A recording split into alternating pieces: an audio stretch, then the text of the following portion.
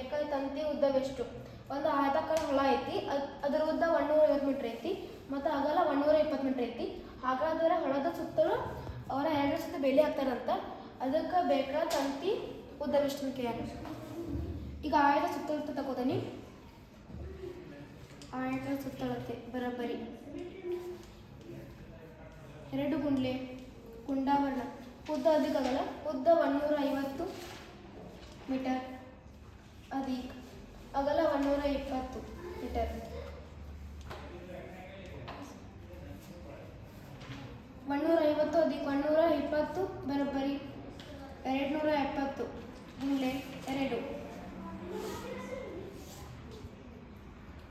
2 0 2 14 1 ಕೈಲ 4 2 4 1 5. ಈಗ ಸುತ್ತಳತೆ ಬಂತು ಮೀಟರ್. ಮತ್ತವರು ಈಗ ಸುತ್ತ 2 ಸುತ್ತ ಬೇಲಿ ಹಾಕ್ಬೇಕಂದಾರ.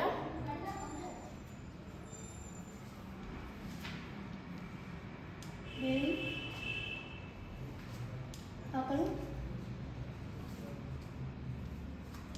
ಬೇಕಾದ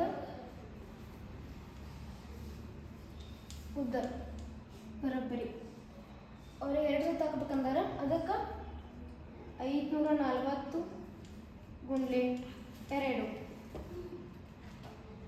2 0 0 4 8 5 10 1080